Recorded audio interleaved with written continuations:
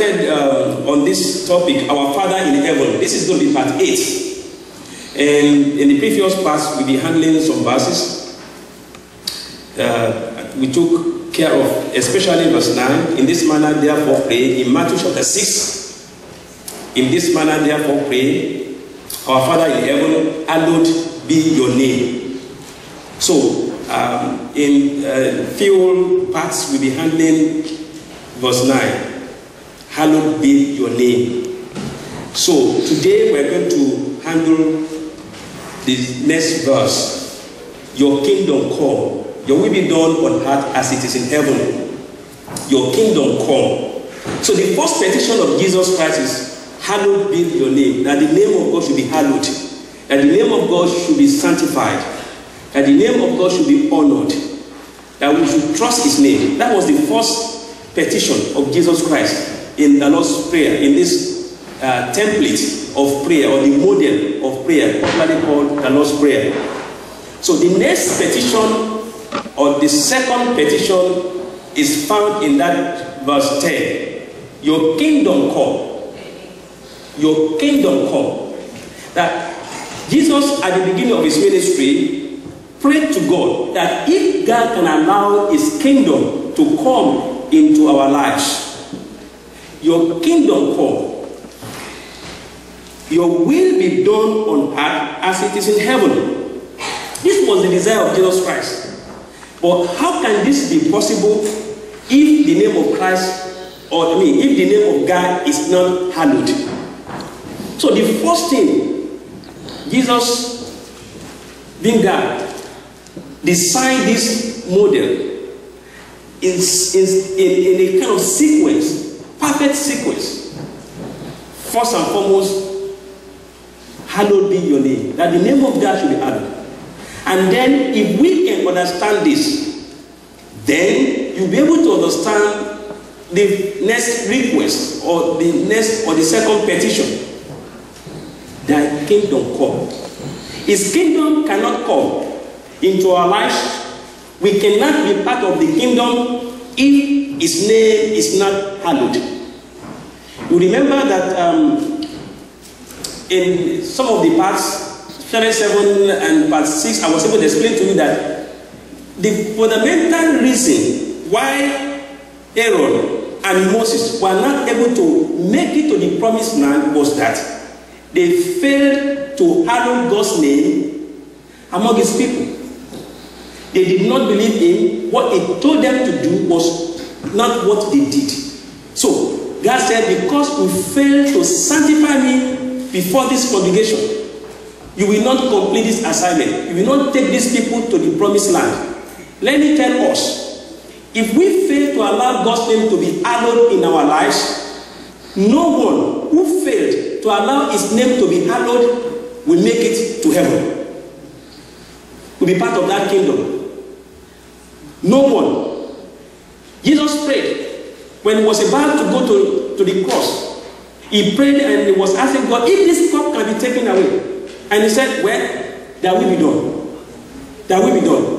The whole mission, the whole reason for the Bible, the whole reason for God to continue to tell us the story of coming back home is for his kingdom. After fall, we all understand the fact that we are under a different kingdom. There are things that people do that they don't understand why they are doing these things.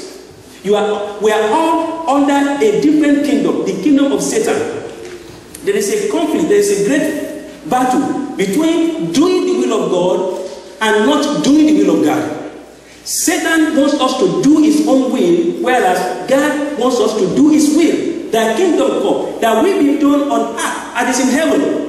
A prayer. You know, prayer will come because there's a battle. You are praying that God will help us with his supernatural power, with his, spiritual power to help us so that this will be done. Most things happening to us are spiritual. There are people today, they do some things, they have no clue why they are doing it. They kind of regret doing it afterwards, after they have done it. Because they are under an influence, they are under a kingdom, the kingdom of Satan. Now we're going to go through the scriptures and see clearly Jesus came in the physical to die for us, it's been prophesied that this is going to happen. This is going to happen. I want to tell us the truth. No matter what we do, His kingdom will come at the end of the day. No matter what we do, no matter what we say, no matter what devil can do, God's kingdom at the end of the day will come. Because that is the reason why we are here. That is the reason for the Bible. That is the reason for Jesus coming to die on the cross of Calvary. You know, there was a confusion when Jesus came and they were then under the Roman government. And they thought that Jesus had come to deliver them from the Roman government. And Jesus kept telling people, my kingdom is not of this world. My kingdom is not up here. They get confused. You should be the king. You should reign over us. Even after giving them bread and fish and they enjoyed, they wanted to crown him as the king of this world. But that was a confusion. That was not why he came here. He came for eternal kingdom. He came for everlasting kingdom. Not a kingdom that is limited. He came for a kingdom that will reign forevermore. This part, the kingdom come, this part 8 is just an introduction to that part. That verse 10. And for those of you that have read the story of King Nebuchadnezzar, in Daniel chapter 2, we're going to use this to explain this part, the beginning of this part. Have it at the back of your mind. It is very important to know one thing, that at the end of the day, God must reign. Yes. God must reign. In your life, whatever enemy may be planning, whatever anybody may be saying, at the end of the day, if you can agree with God and cooperate with God, God will reign. Amen. He will reign over any situation in your life. Amen. He will reign over any circumstance in your life. Amen. He will reign over any problem you may have. Might it be sickness, might it be financial problem, family problem, might it be spiritual problem, any form of problem. At the end of the day, God will reign. Amen. So in the second year of Nebuchadnezzar, the king, he had a dream. We are not going to read everything about that dream, but I'm just going to take us through and read certain part that we use for this part. He had a dream, and he was so troubled. He was so troubled. And the problem he had was this. This dream was terrible and so fearful and so disturbing. But do you know the fundamental problem he had? He forgot this dream. He cannot remember the dream. Now let me explain to us. Nebuchadnezzar can remember the scene. How much terrifying the scene was in that dream. But he forgot all the detail of the dream. But he knew that this was terrible. He knew that this dream was not ordinary. But he cannot remember all the details. He forgot. And so he has his people to look for all the magicians in the land, astrologers, the soothsayers, and all the Chaldeans, and he asked his people, his servant, to look for them and tell them to come and help him. Because this was one of the reasons why they were in the land, right? To help the king, to foretell the future, because they were supposed to be wise people. So he got them. So they came. They said they will interpret the dream. The king just said, okay, hold on. First thing first. Tell me the dream. If you can tell me the dream, then I will believe the interpretation you are going to give me. The wise man told the king that nobody can do this. He told the king, the wise man told the king that no wise person on earth, except another God that is greater than the other one who gave us this power and wisdom. So no one can do it. Now the king said, okay, if there's no one who can do this, if you cannot tell me I'm disturbed, I'm troubled, that is your assignment, it's your office, tell me what is going to happen, interpret this dream, first tell me the dream, then interpret the dream. If you cannot do that, I'm going to kill all of you. And he called his servant to begin to kill them. So then they were looking for Daniel, who was taken into from Judah to captivity in the city, in that country, in Persia. They were looking for him to also kill him and his 3 friends. So when they were looking for him, Daniel came out and he told the servant, okay, hold on, let me talk to the king. Let me talk to him first. So he went in, he spoke to the king to cut the whole story short. He told the king, give us time. Give us time so we can work on this. We promise you, we're going to tell you the dream. Hallelujah. So the king told us, if you can do it, okay, take the time. So Daniel called all his friends, and they went, they saw the face of God. And that is one thing, we should always seek the face of God. We should always resort back to God when it is difficult, when it is impossible to move extraordinarily. We look unto God who can take us through supernatural issues, who can take us beyond the extraordinary. We look for this God. It doesn't fail. The Bible tells me the same yesterday, today, and forever. God is constant. People can change. People can, even in a second, they can change their opinion. They can promise today and fail to fulfill their promise. But God is faithful. Amen? Amen. God is dependable. God is solid. God does not, deceive. If He's not going to do, He's going to tell you. And if there's anything God cannot do, let me tell you, no one else can do it. Any case God said, I'm not going to handle, forget about it. No one else can handle it. There is no higher referral when we are talking to God. He has the final say. He has the final answer. So they went to that guy who had the final answer. And then in a vision, God explained and gave Daniel all about the dream and the interpretation of the dream, and Daniel went back to the king. Amen? Amen. And that's where we are going. Daniel chapter 2, verse 31. Let's read. You, O king, were watching, and behold, a great image. This great image, whose splendor was excellent, stood before you, and his form was awesome. Verse 32 of Daniel chapter 2. Are you with me today? Yes, sir. We are talking about thy kingdom come. Thy kingdom come. Verse 10 of the Lord's Prayer. That's what we are talking about. Don't forget about it. This is part 8 of our Father in heaven. Your kingdom come. Matthew chapter 6 verse 10 says, your kingdom come, your will be done on earth as it is in heaven. So we are discussing on your kingdom come. So don't forget me. Don't forget where I'm going. Okay? Help me out. Okay? Now, verse 33. Let's go verse 32. This image head was of fine gold.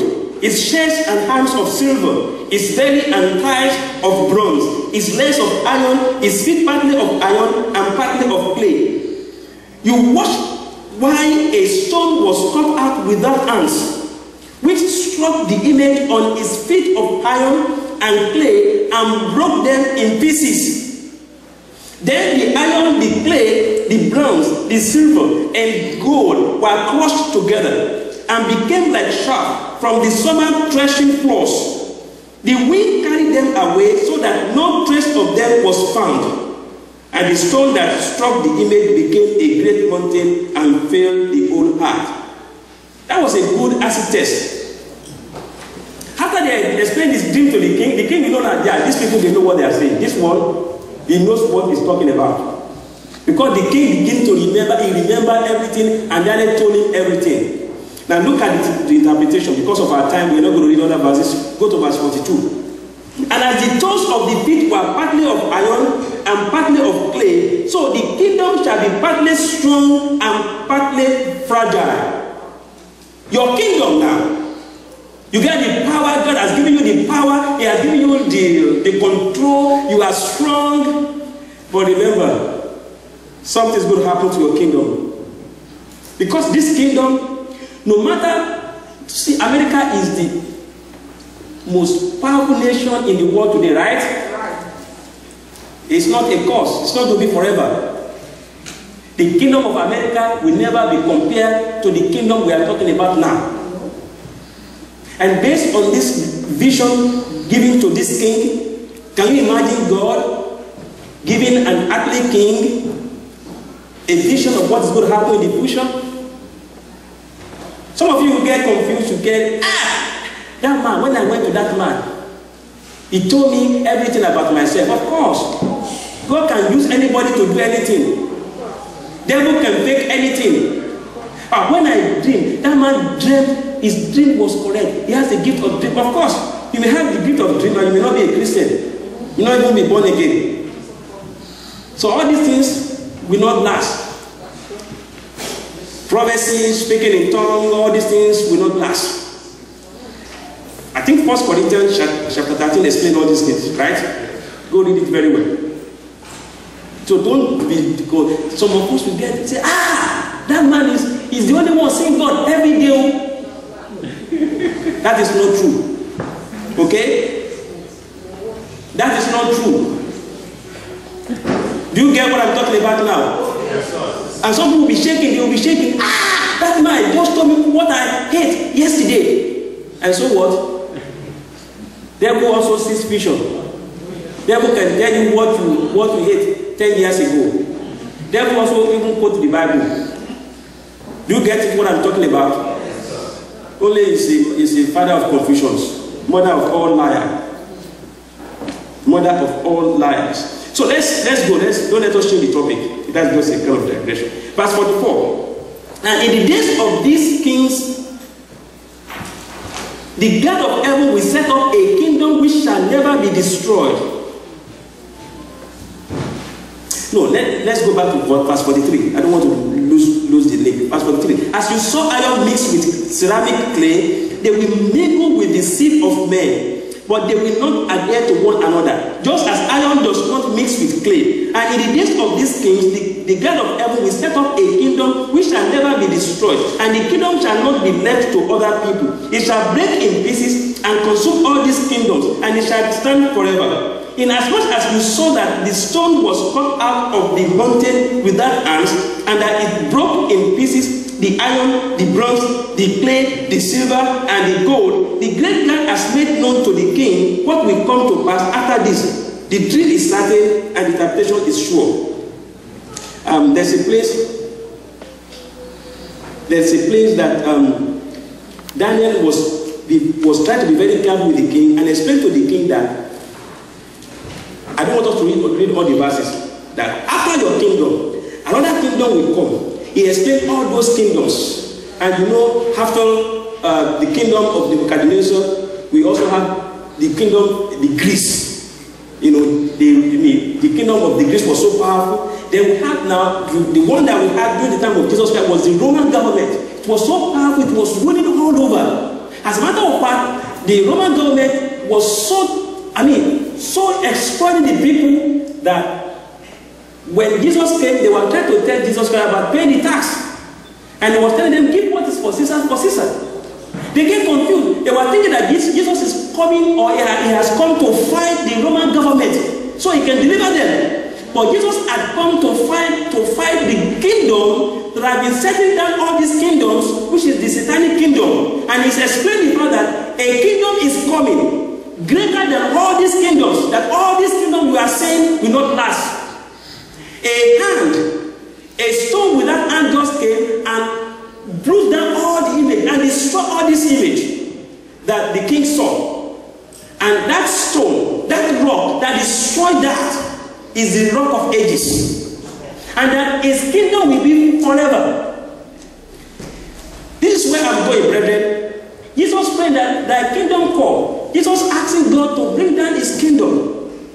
All of us that we are here today. The reason why we are following Christ is not temporary. Our mission is eternal. It's eternal mission.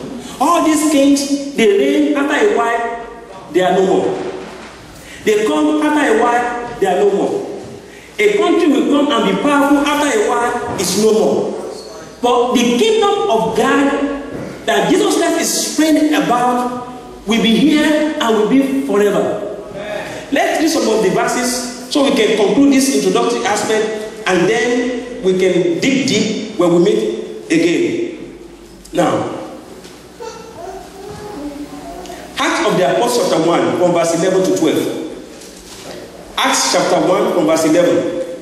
Who also said, Men of Galilee, why do you stand gazing up into heaven?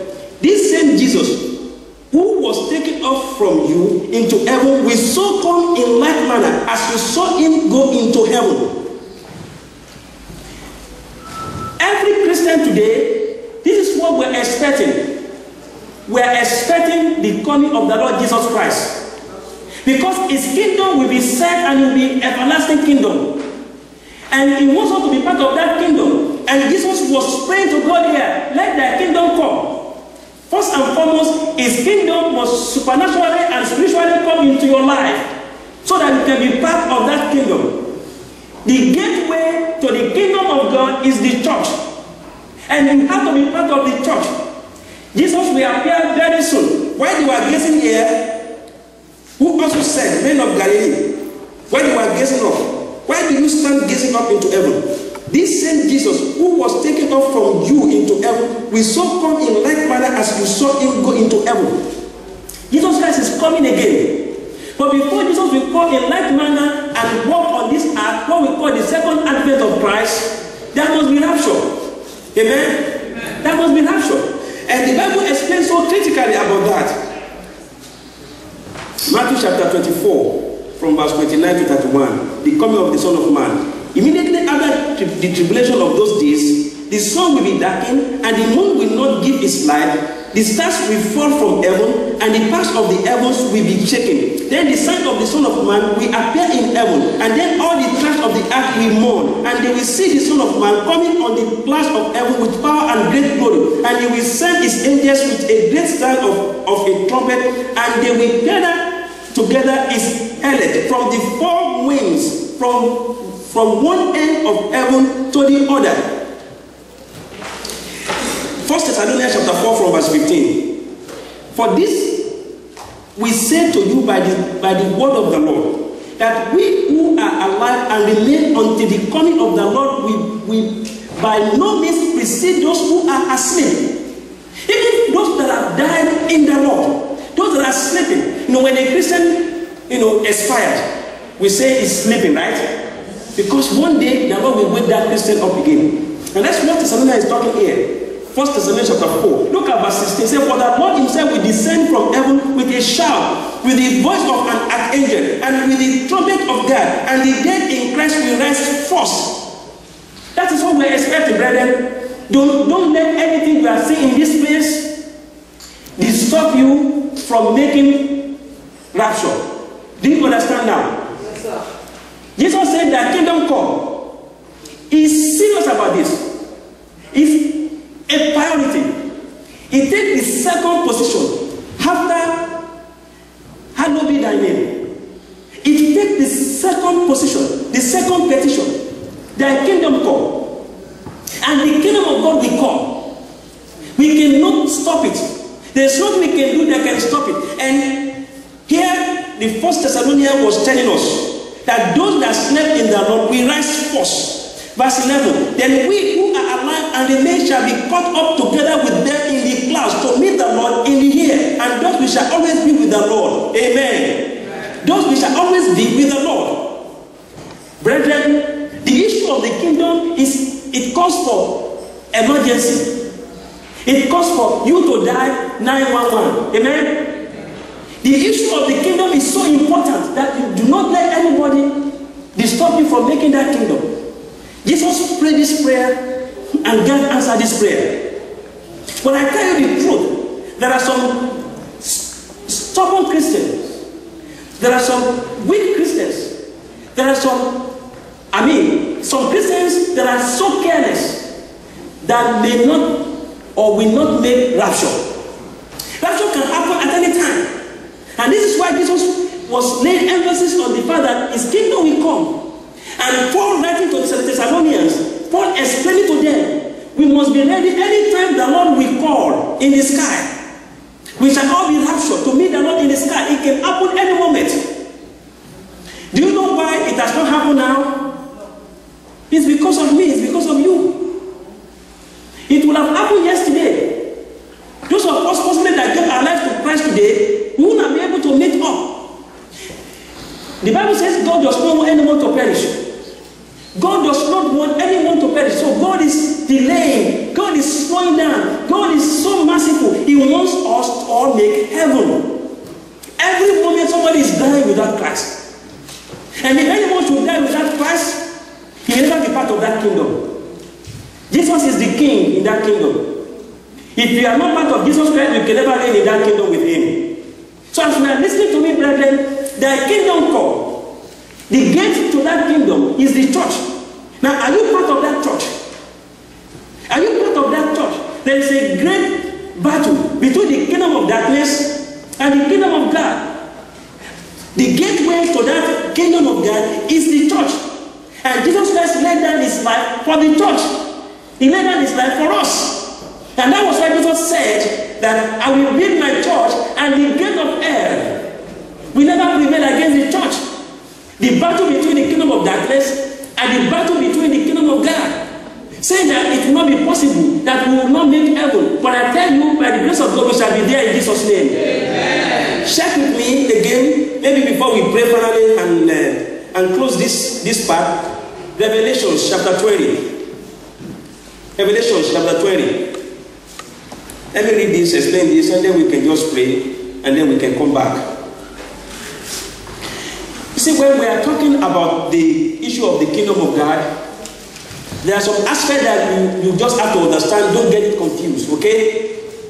Revelation 20 will explain some things for us, then I will explain to you, then we cap this, and then we go home, then we come back again to part 9, and we go further into the kingdom come that will be done as is in heaven. Verse 10. Look at verse 20 of Revelation chapter 20. Then I saw an angel coming down from heaven, having the key to the bottomless pit, and a great chain in his hand. He laid hold. Now this is verse 1, sorry, verse 1 of Revelation chapter 20, verse 1. Now I'm reading verse 2. Verse 2. He laid hold of the dragon, that serpent of old, who is the devil and Satan, and bound him for 1,000 years. After rapture, and after the tribulations of the 7 years, Christ is going to come back again with us to reign here for 1,000 years. And that's what we call it the millennial reign. Do you understand me now? Don't get this confused.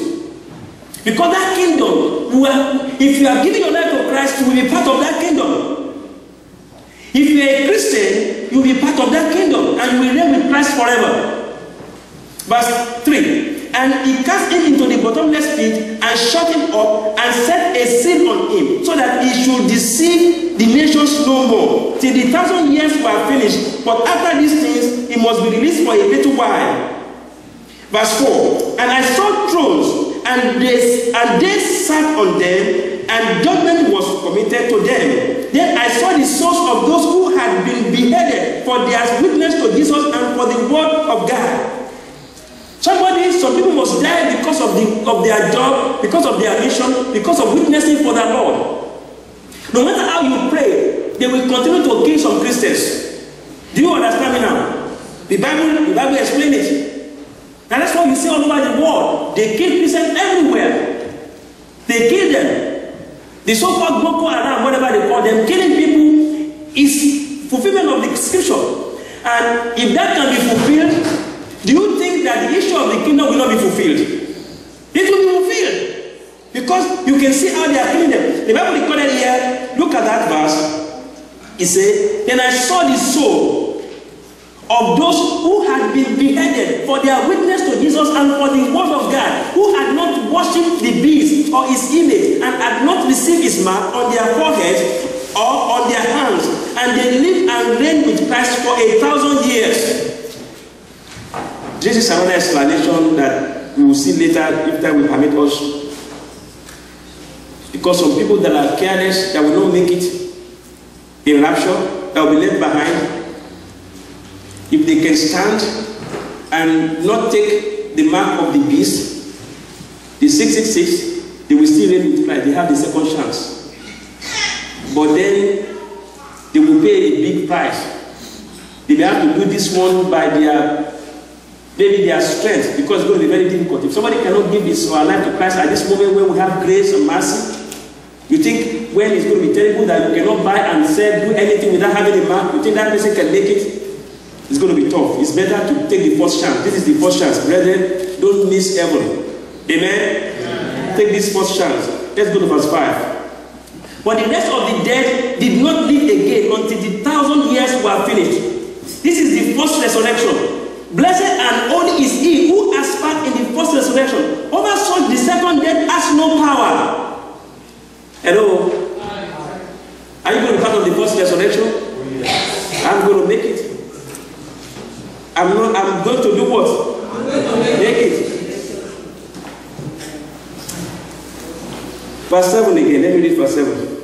Or let's go to that verse 6. Said, blessed and the holy is he who has part in the first resurrection. Over such the second death has no power, but they shall be priests of God and of Christ, and shall reign with him 1,000 years in his kingdom. Thy kingdom come. That kingdom must come. We will reign with Christ 1,000 years. Listen, at that time, devil will be shamed. The problem we have in this world is caused by devil. Satan is, look, I tell you, if God can shame Satan for one month, you see how peaceful this world will look like. You see how peaceful this world will look like. Every time, do you know the battle that is going on in our heart? We are on verse 7. We're going to go back to that verse 7 of that chapter 20 of Revelation. Do you know the battle that we are all passing through? As I'm speaking to you right now, the word of God, right in your heart, you have so many things passing through, coming in and out. Telling people, don't listen to him. He talks too much. He's a pastor. The amount is too sweet. This and that. Let's enjoy. This word is so short. Don't listen. How many people can do what he's saying? Can he do it by himself? Look at this person. Look at that person. Look at this. He's doing this. He's doing that. Yours is even better. You only sing one time. You know how many people are singing 1,000 times? They will be preaching his own sermon. Just to ensure that everything you have heard is watered. It's a big battle. There are people that they want to do good things. You know, right in their heart, they are nice people. They are good people. But somehow, the bad they don't want to do is what they are doing. The good that they want to do, they cannot do. You think it's ordinary, it's a battle. And that is why we have to fight. Because we wrestle not against flesh, against flesh or against body. We wrestle against principalities. We wrestle against powers. We wrestle against spiritual wickedness in high places. Anywhere there is peace, the devil does not want it. He will bring discord. If we have a ministry and everything is going on smoothly, wait and see. You just wait. Devil will strike, bam. Cause confusion. Cause commotion. Somebody that they are good friends with now, devil will bring lie. Rumor will just come. Rumor. See that person who was talking evil of you. I had it. Maybe somebody came to tell him or her. He didn't see it. This I'm telling you, don't tell anybody. It's just because you are my close friend. That's why I'm telling you this secret. Because I see you every time with Mr. Doe. Do you know what Mr. Doe did? You must not trust Mr. Doe. Mr. Doe was talking about your wife. In fact, Mr. Doe said he's in love with your wife. Don't say you hear from me. Just watch them very well. And as the devil will do some things, it might be just after he or she finished speaking that the wife of Mr. Doe, the wife of the person who went to talk to, and Mr. Doe, you are just coming. Maybe they just met on the street and they were just coming. Saying, see, I told you, look, they are working together. It might just be coincidental. See, devil is, the battle we are fighting is a spiritual battle. He doesn't want peace for anybody. Anywhere there is peace, you don't pray, devil will strike. Boom. What about in the office? You are just doing your job. You are not fighting for promotion. It's just your job. You are doing. See that person is high service. He's looking for promotion. If you go and tell the supervisor, you see that person, he wants to take over from you. And then supervisor will just change his or her attitude against you. Anything you write is not correct. What we are saying is wrong. Somebody who has been saying, let's go for lunch, now he's telling you, you want to go on vacation, not now. You cannot go, this is a critical time. And see, devil is what about nations? Nations. They will just bring one stupid leader. You will be stubborn. You say, I'm not going to leave the throne. You can do anything you like to do. This is why I'm going to die. And they will be killing people. Look at what is going on in Syria. What for? Why should this man continue to stay there and they are killing children and they are killing? Why should that happen? Look at the soldier, the American military man that went and killed people in Afghanistan. You think that was ordinary? You think that man, from his sense, will just take his gun in the night and kill all those people like that? Who do you think is behind that? Do you know how many people will die because of that action? Do you know how many people will die because of his action? Do you know how many hatred that will cause because of what that man did? Devil. Sometimes people will be driving on their own. They will cause accident. Look at the man who killed who drove, and these correction officers were just jogging, and he just crashed into them and killed one of them. You think that man in his own sense will just do that like that? That man in panic, he ran away. In panic, he drove out of the scene. When they got him, he was so sober. Say, this man. But there's nothing, he has to answer the call, right? The law must prevail on him because he has done it. Look at that. Devil can just use distraction. I was telling somebody, do you know in summer in Chicago, if you allow devil to possess you, you may have accident. Some women will put on the mini, and when they put on that mini, and you are driving, you will be walking like this. And if you are not careful, you are a man. You are looking at the man as the lady is going like this. Before you know it, you just crash in your vehicle. You crash your vehicle.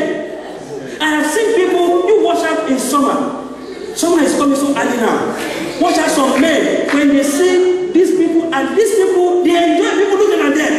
Some of these women, they will put on small bra like this, they will put on this, and they will put on that one, and some men will walk bypass, and they do like this again. Let me tell you something. Do you think that these women doing that, dressing to cause problem for some women or for some men, do you think that in their reasons to be doing that?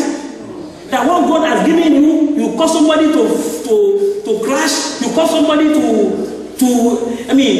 lose his life or so, you think it's normal? It's Satan. Now, I want to ask you a question. Do you think that some things that happen to some people are ordinary? A grown-up man, 40-something years old, a man chasing, and even this one that the other teacher, that one is so common, chasing another teenager, a boy, chasing a boy. And they went into open dormitory where people can see them and they are playing it. And this other person, this other student was joking, taking these days now, you got to be careful. Devil has gone into everything, to technology, everything. You are doing something now. You know, in those days, you can do some things and you can be sure nobody is videoing you. Because before the video, they bring something like big camcorder. The person will say, hey, come on, give me the cable. Come on, give me the cable. It's the battery charge. Put it on. And then you see that, oh, it's videoing. No, let us do it. But these days, all of you here, you got camcorder in your hands. You got something. You can video anybody, anytime. Somebody can document you. Anytime. All this small phone we carry around. Put it, it's videoing you. And maybe in a second, it's in the internet. It's in Facebook, Twitter. Everybody is still talking. Oh, I saw it. Some people, some respectable people, politicians, representatives, senators, some of them have lost their position because of things like this. People getting them when they were not aware of it. Who do you think is causing all this problem? Satan. And we are in the last days. We have not seen anything. It's a battle. It's the kingdom of Satan against the kingdom of God. And that's why Jesus was praying. Let thy kingdom come.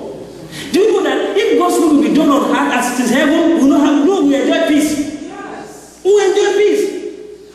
If his will said that will be done on earth as it is heaven, do you know in heaven is no nonsense? Of course. Heaven is where? No nonsense. Devil was trying to raise his kingdom against that of God. God said, where are you coming? You Satan, the son of the morning. Cast him down. Go down. Go cast him down. And you know what? The devil said, okay. Emphasis added. Devil said, okay, you cast me down. I will pursue those who you love. And we are the one. That's why the devil is pursuing us. Devil does not like you. Do you understand me? Yes, sir. Devil does not like you. Because we are part of that kingdom. The kingdom of God. Devil wants you to crash. Devil does not want anybody to make it to that place of peace, eternal rest, heaven. But with determination, we shall make it home in Jesus' name. Amen. Christian, this is not the time for us to rest. This is the time for us to fight. We're in war front. We're fighting a battle. This is not the time for us to be complacent. Don't be lazy. Read your Bible very well. Pray very well. Witness to somebody. Pray to God to help you. The most difficult thing for Christians is to be the doer of the word. Hello? Hi. The most difficult thing for Christians is to remember and do what the Bible is talking about, or what we have heard in the message. Is the most difficult thing for anybody. Do you know even them may not want you to go to church? They not even bother that you be part of part of anything, sit in the front or anything. But devil will worry when you determine to be the doer of the word. Because only those who will be part of that kingdom are the doer of the word. Not the hearer, not the speaker alone. But who? The doer. Because I'm talking, I'm shaking hands, I'm demonstrating. You think that will be my pass mark to get to that kingdom, to be part of that kingdom? No. I am standing as we are standing, all of us. And God is no respecter of anybody. That's right. God is no what? Respecter of anybody. My father is a pastor. My father, in fact, my great-great-grandfather. The only church in our city, in our town, he built it for the town. My great-great-grandfather. The man loved God, oh. But that does not mean that you get a pass mark or be part of that kingdom. That's right. You have to work out your salvation with fear and trembling. That's what the Bible is talking about. Let us be serious about our life. Let us be serious about eternal life. The kingdom is a great kingdom. Jesus prayed about it. It will come. And the gateway to that kingdom is the church. And it's a narrow road, yes. Only a few people will be part of that kingdom. Because many are called. Among those few, we shall be there, and I will be there in Jesus' name. Don't give up. Don't rest on your oars yet. Don't relax yet. Keep fighting. Keep trusting God. Keep going. Let's help each other. Husband, help your wife. Wife, help your husband. Children, work with your parents. Parents, help your children. Let's work together. Let's iron sharpens iron. Then at the end, we can say, "Ooh, thank God we have won." When we shall see ourselves in that kingdom, we shall be part of that kingdom. When we shall look back, the Bible says, God will wipe away all what? What kind of tears do you think it is? Tears of joy. You say, wow, you made it. Hey, honey, you made it. You can call yourself honey there, but there will be no things that make honey together. No, that one is gone. Hello? You can call, Deacon, how are you doing? Evangelist, Pastor A, Pastor B, you made it. Do you know how great joy that is going to be? Then you look back to what you have passed through, you begin to shed tears of joy. And then you will find out that some people will not be there. They ask, where is this person? Where is that? But that's why we are talking that there will be surprise in heaven. Because we will know each other, we will recognize each other. Those who miss it, you will know. Some people that you think will be the first to get there, they will not be there. Say, what happened? But then it is too late. This is the only time you can make corrections. Take serious with your salvation, and you'll be part of that kingdom in Jesus' name. Father, we thank you for your love and your mercy, your grace, and this wonderful time we have to be together as your children. We thank you, Lord, for such a wonderful prayer pattern you have given. You said, our Father who art in heaven, hallowed be your name. Thy kingdom come. Thy will be done on earth as it is in heaven. That's verse 10. Thy kingdom come. It is your desire. It is your determination that God's kingdom will come. And the reason why you have come here is for that mission, that the kingdom of God will come. And if the kingdom of God will come into our heart, it means we will dedicate ourselves for the cause of that kingdom. It means we will consecrate ourselves for the cause of that kingdom. Father, as we pray this prayer, Father, we are in resonance to this prayer, and we pray, oh God, that your kingdom will come into our lives in the mighty name of Jesus. Amen. That thy will be done on earth as is being done in heaven. That your will is what is done in heaven. Let it be here, oh God, that your will be done in our lives. Your perfect will in the mighty name of Jesus. Amen. Thank you, precious Holy Spirit. We know that we are fighting the battle. The battle of right and wrong. The battle of following God or not. The battle of submitting to God or to Satan. But we know by trusting you, by depending on you, by following you, we shall win. Amen. Because you have given us the victory. You have fought the battle on the cross and you won. Because you have won this battle on the cross, we are just claiming and following you to enjoy what you have bought for us. Help us, O God, to continue to follow you all the days of our lives. Blessed be your name, O God. In Jesus' name we pray. Amen.